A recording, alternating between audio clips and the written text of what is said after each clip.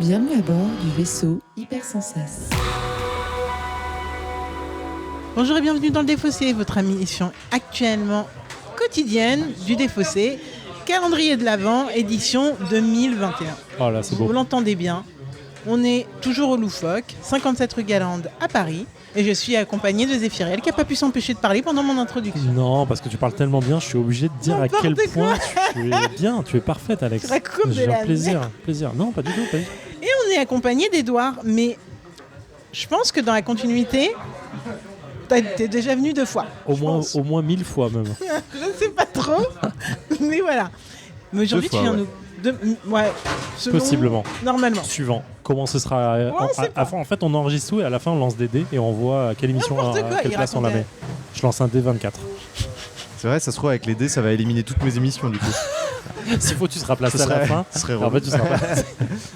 Bon, Edouard, c'était nul, t'es éliminé, désolé. Double 6. Introduction la plus longue du monde. J'avoue. Tu viens nous parler de quoi aujourd'hui? Et bah aujourd'hui, on va jouer à Call to Adventure.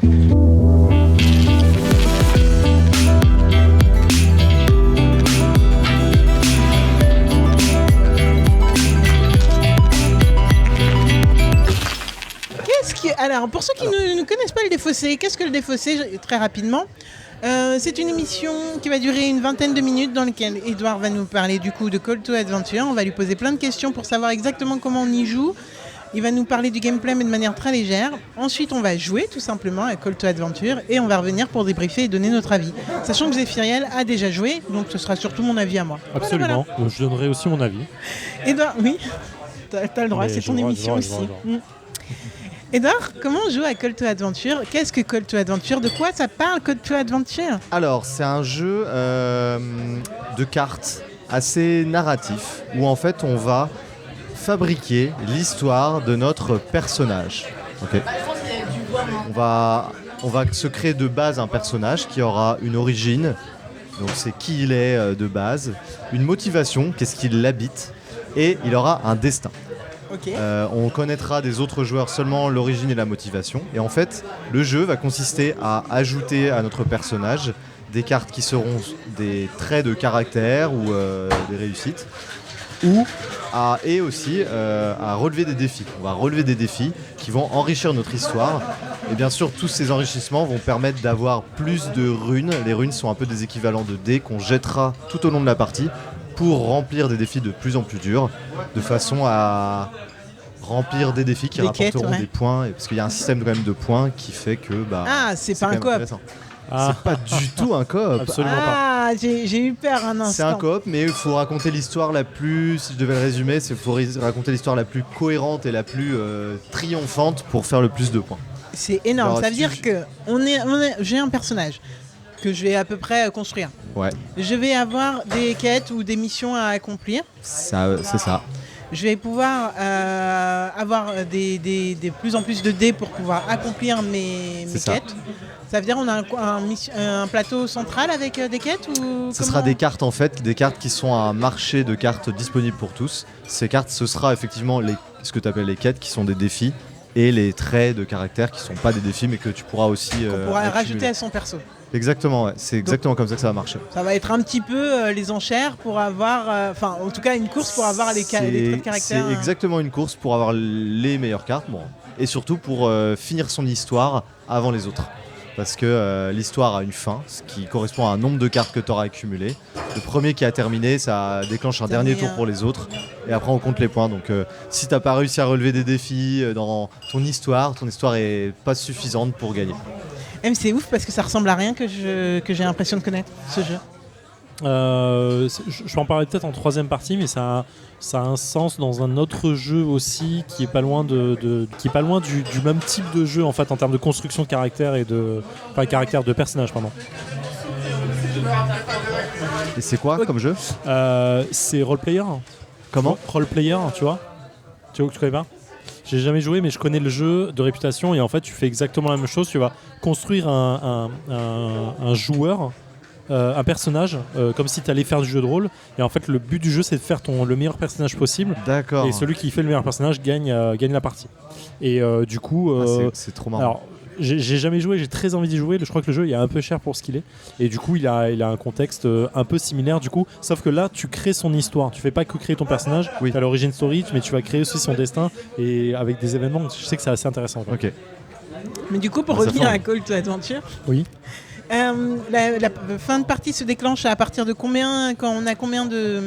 Quand tu auras pris au total 9 cartes, parce qu'en 9 fait, cartes. ton origine, tu vas l'étoffer avec 3 cartes, ta motivation, tu vas l'étoffer avec 3 cartes, et ton destin, tu vas l'étoffer et Ok. l'atteindre avec 3 cartes. On peut pas faire 4 missions, 4... non, c'est bien timé et ok. Ouais, c'est ça. Quand tu as 9 cartes, c'est fin de partie. Ok, alors j'ai très très hâte de tenter et je suis très chaude. Défi réel. Chaud, Edouard, franchement, il trépigne depuis qu'on est arrivé, donc je pense qu'il n'y a même pas besoin de demander. clairement. Ouais, moi je suis hyper chaud parce que j'ai eu un petit coup de cœur pour ce jeu qui, on y reviendra après, et à 2-3, pas parfait, mais qui est hyper agréable à jouer en fait, à mon sens. Juste avant de lancer, est-ce que tu peux nous faire une très rapide fiche wiki? Parce que là, je nous ai mis dans l'ambiance, on est prêt Alors, à y tout aller. à Donc, fait. Alors, il y a beaucoup d'illustrateurs et de graphistes qui ont travaillé sur ce jeu. C'est un peu compliqué de tous les citer. Ce que je peux vous dire, c'est que c'est un jeu de Chris et Johnny O'Neill et qu'il a été adapté en France, produit en France par la boîte de jeux. c'est des Voilà. maris ou c'est des frères? Je sais pas qui c'est. Je sais pas si c'est des maris et femmes ou des pères et fils ou des papis, moi, j'aurais dit mari et mari, petits-fils, mais- ou c'est des. Je sais pas du tout qui c'est. Ok, bon, bah c'est pas grave. Et on y Je joue suis pas pendant... renseigné, je suis désolé. Voilà. Et c'est Ils disent 30-60 minutes à partir de 14 ans. Je pense qu'on peut baisser easy à 12 ans. De 1 à 4, il y a un mode solo, j'ai Mode pas solo. testé. 30-60 minutes, c'est assez vrai. Ce sera pas plus que ça. Ok, nickel. Moi, je suis prête. Ouais, je suis très chaud. On y va. Il va falloir qu'on mette un peu des bâtons dans le rouage un peu trop huilé d'un certain homme masculin autre que moi. Vous pouvez prendre ce prix si vous avez déjà ça. Bon, c'est pas. Je suis plutôt d'accord, ouais. Moi, Je suis un criminel qui exploite un prisonnier et qui est. Ouais, elle est nulle. C'est la prochaine. Mais je vais m'attaquer à un seigneur du mal, ok, en tant que jeune apprenti à la royauté secrète, mais qui a des talents de sorcellerie. Et je vais reprendre une carte héros. Je suis Déjà. pas un jeu coop, hein. Je sais pas ce qui se passe. Nul. Et donc j'ai tué le seigneur du mal. Ça se dirige tranquillement vers la guerre quand même, cet étudiant. Hein. Pourquoi tu dis ça? Ah non, guérir des blessés. Je guéris des blessés, tranquille. Plutôt t'es un peu un Mélenchon quoi. Et nous voilà de retour dans le défaussé après 1h10 de Call to Adventure. Donc on a un peu explosé les 60 minutes, mais à 3, tranquillement. Tranquillement. Zéphiriel, est-ce que je te grille la politesse vu que j'étais nouvelle sur ce jeu? Grille la priorité, vas-y. Ce que j'ai bien aimé, c'est un truc qu'on n'a pas fait du tout à la fin, c'est-à-dire qu'on construit notre histoire et qu'on est censé la raconter, Ouais. et soit au fur et à mesure, soit tout à la fin, expliquer un petit peu notre parcours et le parcours de notre personnage. On l'a pas fait, mais franchement, on sentait qu'on essayait de rester dans une certaine cohérence tout en essayant de faire le plus de points possible. C'est un jeu qui a une prise en main certaine à voir, je trouve, parce qu'on peut très vite perdre de vue l'objectif qui est justement faire ses points. Ouais. Au profit d'une histoire qui nous irait mieux, ou au profit de juste se taper, parce qu'en fait, ne pas faire de défis et prendre des comment on appelle ces cartes? Des cartes... Ouais, des traits en fait. C'est des traits. Bah ça fait chier en fait. On veut pas des traits, c'est trop facile de prendre des traits, donc on a envie de se taper et tout. Même à un moment j'ai fait un reroll qui servait à rien, et en plus j'ai failli perdre mon reroll rien que pour ne pas prendre un trait et me taper. Donc ça, j'ai trouvé que cette ambivalence était intéressante et marrante, où vraiment, en fait, on a envie de vivre notre aventure jusqu'au bout. C'est l'appel de l'aventure, en fait. Hein. Et l'appel de clairement. l'aventure, c'est pas de gagner des traits gratuitement. Donc l'appel de l'aventure, c'est d'aller se taper. Je suis assez surprise et dégoûtée de la difficulté qu'on a, une fois qu'on s'est embarqué sur un chemin sombre, de pouvoir remonter sur le chemin un peu plus éclairé, quoi. Ouais, après faut le voir comme c'est pas tu passes pas du côté obscur de la force parce que t'as baissé dans ta corruption. C'est juste Ouais, que voilà, la corruption. t'as des points de tragédie qui te rapportent aussi des points au même titre que les points de triomphe. C'est juste que ton histoire, du coup, ton personnage, il n'est pas tout blanc en fait. Il est ponctué de choses un peu noires, mais comme tout le monde. Le yin et le yang. Ouais, effectivement, en fait, ce qu'il y a, c'est comme tu pars d'un relatif plutôt bon, c'est plus facile de faire. Enfin, à mon avis, c'est quand même assez difficile de faire 2 up vers le haut, dans le sens gagner 8 points. Mais tu as de quoi plus facilement les faire, hein, parce qu'on voit plus de cartes passer dans ce sens-là. Mais c'est aussi du coup facile de descendre. Mais effectivement, j'étais un peu... Ou pas, hein. Moi j'avais 2 cartes là que j'essaye de vous montrer, où en gros je pouvais monter de 2 direct, mais il fallait que j'utilise des héros. Et du coup, il fallait que je sois du côté de la lumière direct. Ah oui, et du coup, moi j'aurais pu atteindre les 8 points. En fait, il faut les utiliser au bon moment, mais avant de tomber trop bas, quoi. Ouais, c'est ça. Et après, en plus, quand on continue à gagner des héros, mais qu'on ne peut pas les utiliser, on est un peu frustré. Mais bon, tout ça pour dire quand même que c'est un jeu que je trouve franchement sympa. Ne serait-ce que dans la construction de l'histoire qu'on en fait. Les petites runes, on peut optimiser complètement, privilégier certaines runes par rapport à d'autres. Ça garantit pas la victoire, parce que Zephyriel gagne avec un patchwork de runes assez intéressant, dirons-nous. Mais alors que moi j'ai essayé de me spécialiser, ça n'a pas forcément gagné à la fin, même si ça me faisait des points. J'ai pas trop regardé ce qui se passait côté d'Edouard parce que c'était un peu loin. Moi j'ai une histoire un peu cafouillie. En fait j'ai pas eu une motivation très intéressante. J'étais un apprenti un peu sorcier. Qui a trouvé des secrets un peu bizarres, donc un sorcier mais qui est pas loin de basculer côté obscur. Mais il avait une motivation qui était d'être un peu casse-cou, ça m'a pas forcément beaucoup servi. J'ai vaincu un seigneur du mal, j'ai chopé un autre sombre pouvoir, j'ai coulé un navire ennemi, je faisais un peu de politique, je commençais à faire un peu de politique quand même, parce que mon destin c'était de devenir héritier du trône. Donc, mais quelqu'un t'en a empêché. Après toutes les méchancetés que j'ai fait, j'ai quand même demandé grâce. Et j'ai quand même été corrompu par la magie noire. Donc voilà. C'est un chemin intéressant. Je suis quand même héritier du trône, mais pas parfaitement. C'est triste. C'est triste. Alors le royaume, il va être aux mains d'un mec un peu chelou. Un peu clairement dans le Dark corrompu Side. par la magie noire. Il est attiré par la magie. Il a soif de puissance. Quoi. Ouais. Un mec qui a gagné la partie d'ailleurs. C'est pas grave. Moi j'étais plutôt une orpheline étudiante qui a pour vocation d'être leader. Et grosso modo, je faisais des bonnes actions comme retrouver des enfants perdus, bannir des démons, être un maître éclairé, enfin bref, des trucs. Franchement, je suis assez contente de mon storytelling, qui est très cohérent mais qui permet pas de gagner. Mais c'est pas grave, on est très fiers de notre histoire. Moi, mon storytelling, il est très cohérent et il me permet de gagner parce que je suis un conscrit à la base. J'ai fait des coups bas, je me suis défendu contre des agresseurs. J'ai cherché de la nourriture dans la rue, mon gars. T'es Rasputin dans toute sa splendeur. Je suis devenu criminel. J'ai exploité un prisonnier pour m'en sortir. J'ai survécu à des durs périples. J'ai été tenté par les ténèbres et ce faisant, je suis allé explorer les enfers. J'en suis revenu rebelle.